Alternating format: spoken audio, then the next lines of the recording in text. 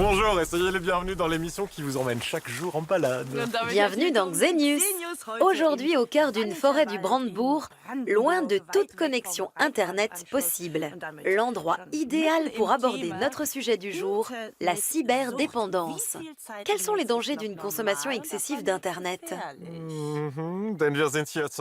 Même en pleine nature, nous ne pouvons nous empêcher d'aller faire un tour sur la toile. Pour nous orienter en forêt ou en montagne, nous utilisons notre GPS. Parfois, nous publions même des photos de nos escapades sur les réseaux sociaux ou allons consulter nos emails. C'est vrai, mais aujourd'hui nous allons, enfin surtout Pierre, prendre sur nous et tenter de rester toute une journée offline. Il est vrai que Dörte et moi passons énormément de temps sur le web, peut-être même parfois trop. Mais heureusement, nous arrivons encore à nous contrôler et à nous déconnecter de temps à autre. Certaines personnes, en revanche, sont devenues totalement addictes à Internet.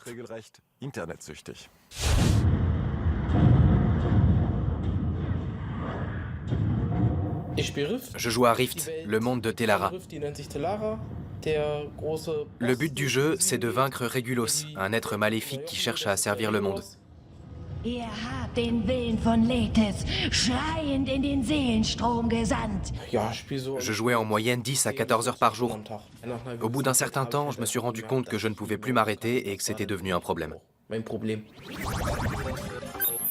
L'Allemagne compte environ 560 000 cyberdépendants. D'après une étude menée par le ministère de la Santé allemand, environ 1% de la population âgée entre 14 et 64 ans est accro à Internet. D'après les spécialistes, la France connaît le même phénomène, mais aucun chiffre officiel n'existe à ce jour.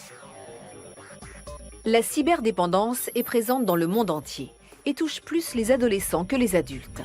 Une étude menée par des chercheurs de Hong Kong a révélé qu'environ 6% de la population mondiale ne contrôle plus sa consommation d'Internet. J'ai commencé à jouer aux jeux vidéo à l'âge de 15 ans. Au début, je ne jouais que 2 ou 3 heures par jour et pas tous les jours. Puis j'ai débuté une formation de menuisier. À l'époque, j'arrivais encore à me contrôler. Je suis devenu accro aux jeux vidéo quand ma copine m'a quitté alors qu'elle était enceinte de 3 mois. Ça a été vraiment un choc psychologique pour moi. C'est comme ça que je me suis évadé dans le monde virtuel. Ça a été comme un déclic, une échappatoire pour me sentir mieux et ne plus penser à mes problèmes. Il existe différentes formes de cyberdépendance, en particulier chez les jeunes. Les garçons se laissent plus facilement entraîner par les jeux de rôle en ligne, tandis que les filles sont plus actives sur les réseaux sociaux, où elles enchaînent les discussions et renouvellent leurs photos et statuts à longueur de temps. Sur la toile, garçons et filles trouvent tout ce que les adolescents recherchent. L'acceptation par les autres, les compliments et la reconnaissance. Le tout en quelques clics. Grâce aux jeux vidéo, je me suis rapidement senti valorisé. J'avais l'impression d'appartenir à une communauté, d'être en famille. Tout cela était très agréable. J'étais entouré de personnes avec qui j'étais sur la même longueur d'onde. Et ça me faisait du bien. Je n'avais presque plus aucun contact avec le monde extérieur. Par moments, j'en avais quand même marre d'être enfermé entre 4 murs. Alors je sortais pour aller faire quelques courses. Mais je m'imposais toujours une limite de temps. Si je n'avais besoin que de 2 ou 3 bricoles, il fallait que ça aille vite et je n'y consacrais pas plus de 10 minutes. Pour les achats plus importants, une demi-heure me suffisait. Je voulais que ça me prenne le moins de temps possible pour pouvoir me réinstaller rapidement devant mon ordinateur et me remettre à jouer. À ce jour, la cyberdépendance n'est toujours pas reconnue comme une maladie par l'Organisation mondiale de la santé, bien que nombre de spécialistes s'en inquiètent. L'addiction aux jeux en ligne, le désintérêt pour les études ou le travail, le manque d'appétit, la négligence de l'hygiène corporelle ou encore la rupture avec les proches sont autant de symptômes propres à la cyberdépendance. Ceci dit, passer de longues heures sur la toile n'entraîne pas forcément une addiction, car l'ordinateur et Internet font désormais partie intégrante du quotidien, notamment pour les adolescents. Toutefois, la prudence reste de mise. Je me suis dit qu'il fallait que ça change quand je me suis rendu compte que je commençais vraiment à me laisser aller, à végéter. Mes amis et ma famille ont dû me secouer les puces à plusieurs reprises avant que je me décide enfin à me remettre dans le droit chemin.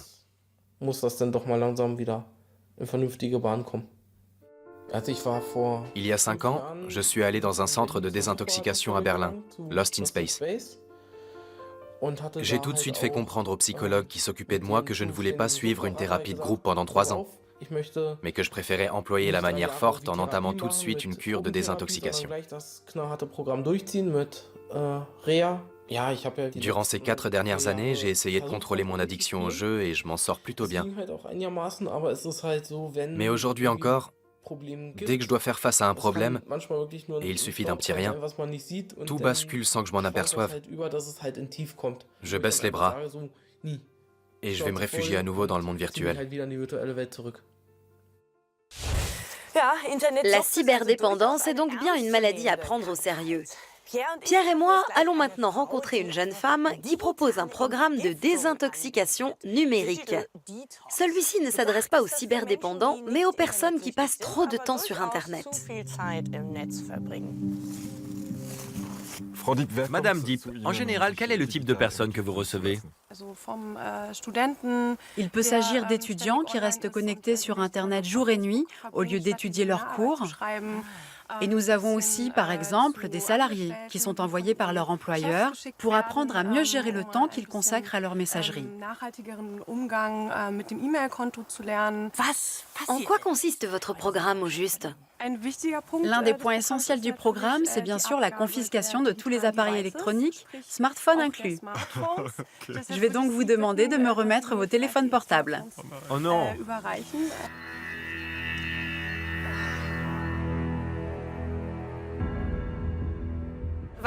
À quoi cela va servir? Même si je me passe de mon portable toute une journée, j'aurai d'autant plus besoin de consulter mes emails ce soir. Dans le meilleur des cas, vous aurez appris à vous déconnecter pendant toute une journée et à vous créer un petit îlot de tranquillité. Pour cela, il ne faut pas hésiter à se rendre injoignable de temps en temps. Si votre emploi du temps le permet, nous vous conseillons aussi de fixer des plages horaires pour consulter vos emails. Vous pouvez par exemple les vérifier une fois le matin, et une autre fois dans l'après-midi. Moi, j'aimerais aussi savoir comment on peut passer moins de temps sur Internet chez soi. Pour cela, vous allez avoir besoin de ça. Un réveil! C'est bien comme ça que ça s'appelle. Mais j'ai déjà un réveil sur mon smartphone. Oui, le problème est justement là. Le fait de régler le réveil sur votre portable peut vous inciter à aller sur Internet et à surfer pendant 1 heure au lieu de vous reposer, alors que vous en avez besoin. Nous sommes en plein cœur de la forêt et vous êtes en possession de nos smartphones. Qu'allez-vous en faire, les enterrer? Nous allons maintenant passer aux choses sérieuses, vous allez voir. Suivez-moi.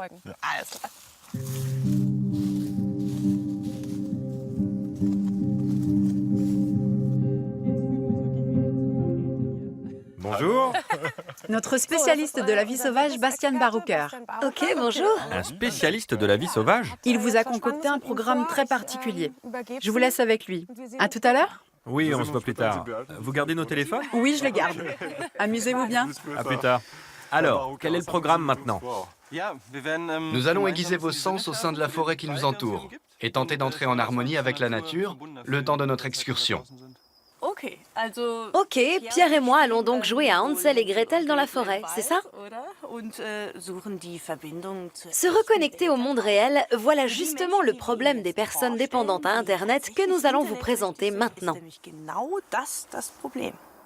Le matin, à peine levé, je m'installais devant mon ordinateur jusqu'à ce que je tombe de fatigue et que je retourne au lit. Voilà à quoi ressemblaient mes journées. Je n'ai pas le bac. J'ai lâché l'école en seconde parce que je préférais passer mon temps devant mon ordinateur. Je me levais vers 8 ou 9 heures du matin et j'allumais mon ordinateur. Ensuite, je me préparais un café et je retournais devant mon écran jusqu'à la fin de la journée. De temps en temps, je m'occupais de ma fille quand elle se mettait à pleurer.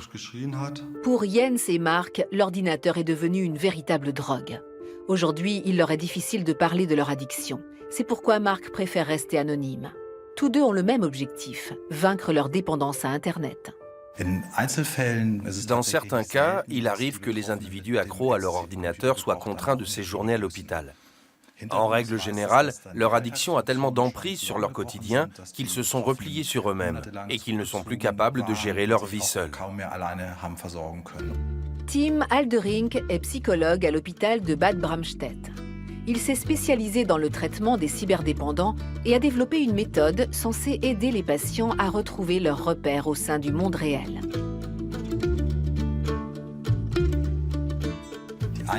Dans un premier temps, nous nous intéressons aux symptômes en lui-même, à l'utilisation excessive de l'ordinateur.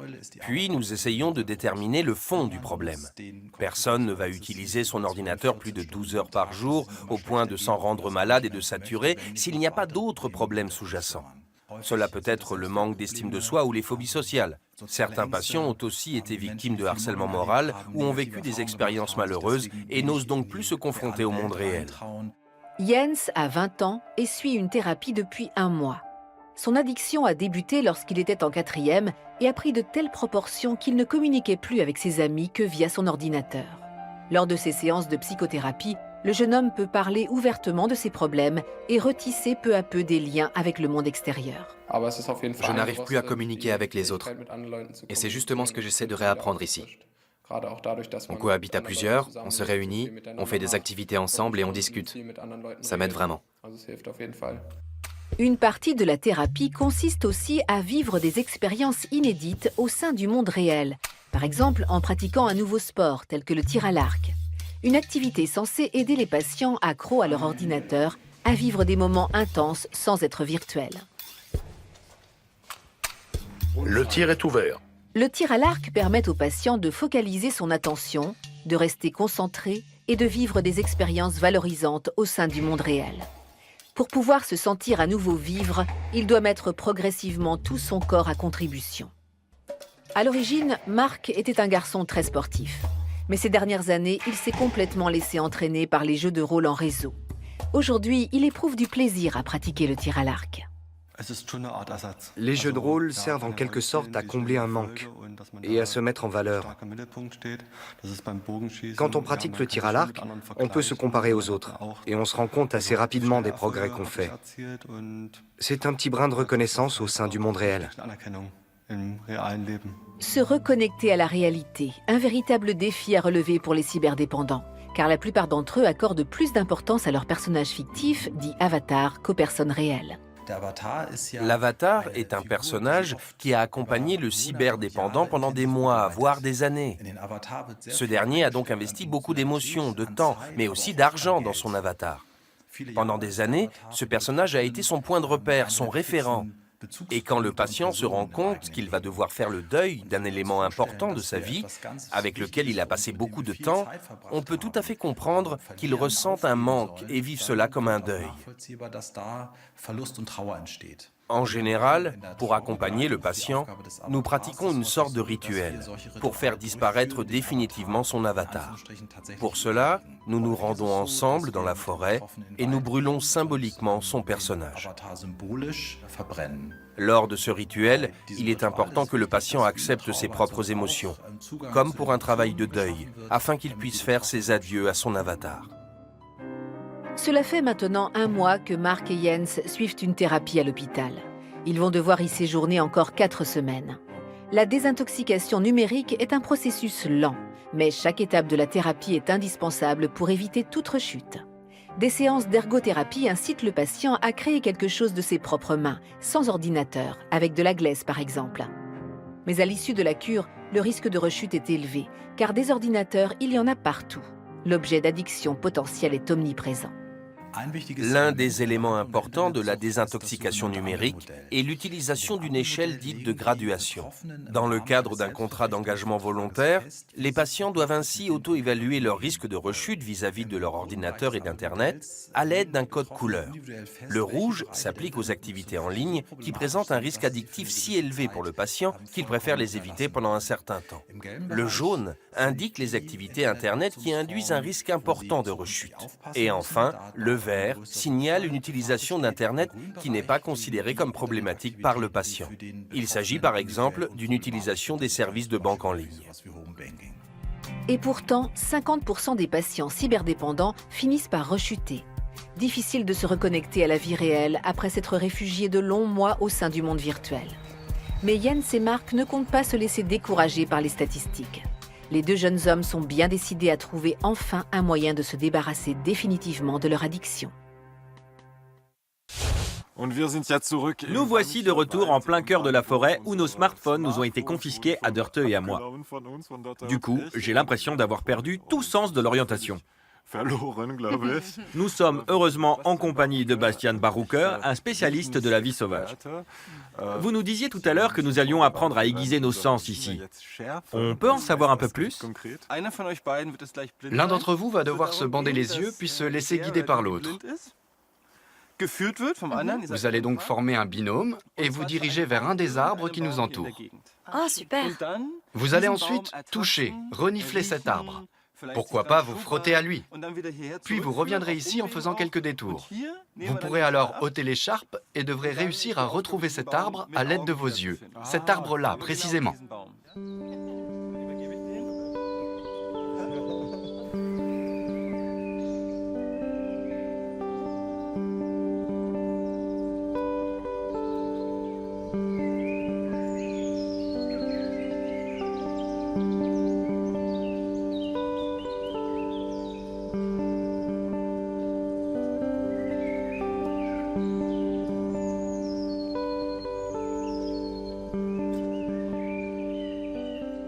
Je peux la retirer?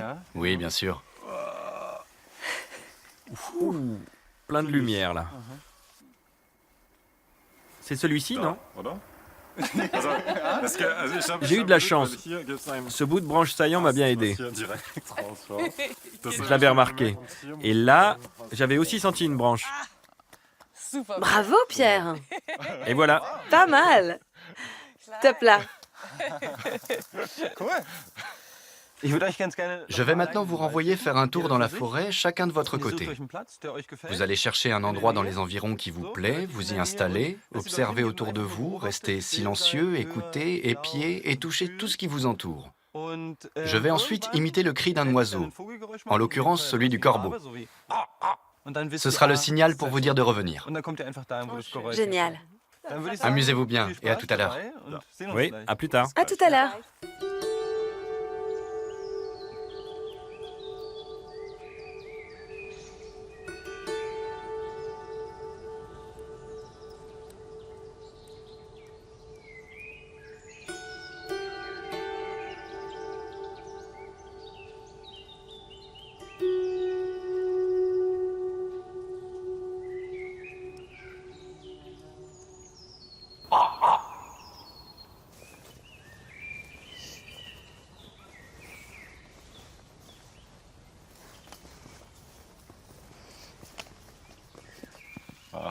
Vous voici de retour. Oui, on n'était pas pressé de revenir. Oui, c'est vrai. Alors, ça fait quoi d'être privé de smartphone? Ah, c'est vrai que c'est notre thème du jour. Je l'avais presque oublié. C'est ça, ne pas être joignable. Qu'avez-vous ressenti? Je dois avouer qu'en pleine nature, ça ne m'a pas manqué. Oui, je dirais même que ça m'aurait dérangé que mon téléphone se mette soudainement à sonner dans ma poche. Vous avez relevé le défi avec bravoure. Merci. Et bien sûr, je n'oublie pas de vous rendre ce qui vous appartient. Voilà vos smartphones. Merci. Je ne vais pas le rallumer tout de suite. Et moi, je vais m'empresser de l'enfouir au fond de mon manteau. Bonne idée. On ne peut évidemment pas se passer totalement d'Internet au quotidien, et ce n'est pas non plus le but recherché. Il s'agit juste d'essayer de se déconnecter du web de temps en temps. Par exemple, en allant faire une balade en forêt, ou bien en cuisinant un soir avec des amis. Il est vrai que quand nous sommes en famille ou entre amis, nous avons tous la mauvaise habitude de rester collés à nos smartphones pour surfer sur Internet. Et nous sommes donc moins attentifs à notre entourage. Mais le fait de surfer sur le net a-t-il un impact sur notre cerveau? Voilà un sujet qui fait débat au sein de la communauté scientifique. Publier en vitesse un message ou une photo sur les réseaux sociaux, visionner une vidéo, envoyer un email, consulter une encyclopédie en ligne, Internet est une véritable usine numérique qui tourne en continu. Plus de 3 milliards d'internautes se connectent chaque jour sur la toile. Mais quel impact cela a-t-il sur leur santé? Les détracteurs du web craignent qu'une surdose d'Internet nous abrutisse, nous rende moins attentifs et réduise notre capacité à communiquer avec les autres. On parle même de démence numérique. Mais qu'en est-il réellement? À Berlin, nous organisons un face-à-face entre deux psychiatres renommés, Malek Bashbouj et Jürgen Gallinat. Les deux spécialistes ne voient pas les atouts et les risques d'Internet du même œil.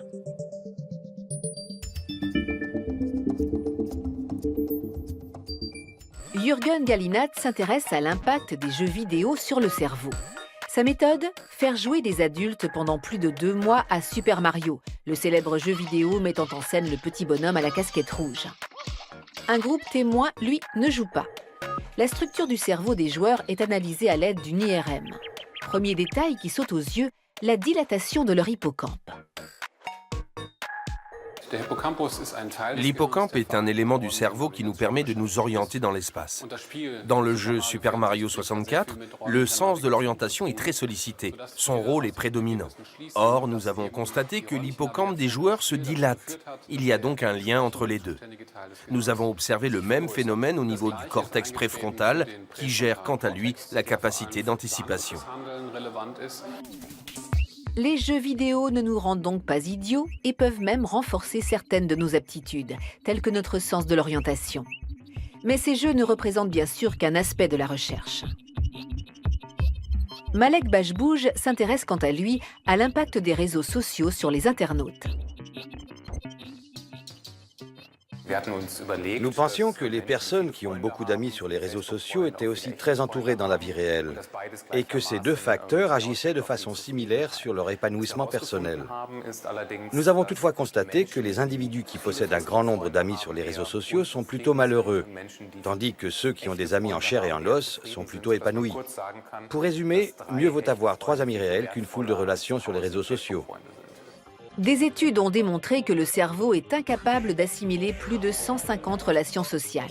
Le nombre de Dunbar, qui indique la quantité d'amis avec laquelle une personne peut entretenir une relation stable, s'applique aussi aux internautes. Et pourtant, beaucoup possèdent des centaines d'amis sur la toile. Le réseau Internet sert en quelque sorte de disque dur externe au cerveau. Tous nos contacts y sont rassemblés, peu importe le degré d'amitié. Mais ces relations virtuelles nous apportent-elles un plus ou sont-elles un simple phénomène de mode? Une multitude de nouveaux moyens de communication a vu le jour au cours de l'histoire, et tous ont eu leur lot de détracteurs. Au XVIe siècle, le naturaliste Konrad Gessner met en garde la population contre l'influence néfaste de la surabondance de livres. Au XIXe siècle, le psychologue américain George Beard écrit que la société moderne et ses machines à vapeur, ses télégraphes et ses journaux sont la cause principale de nouvelles angoisses au sein de la population. Mais qu'en est-il des dangers réels d'Internet? Jamais un média de masse ne s'est développé à une telle vitesse. Des études le prouvent. Le web influence même notre manière de lire. Le chercheur danois Jacob Nielsen a analysé les mouvements oculaires d'internautes consultant des sites en ligne. Son étude a démontré que les pages Internet ne sont pas lues mot par mot, mais scannées par nos yeux. Internet nous pousserait-il à lire de manière superficielle?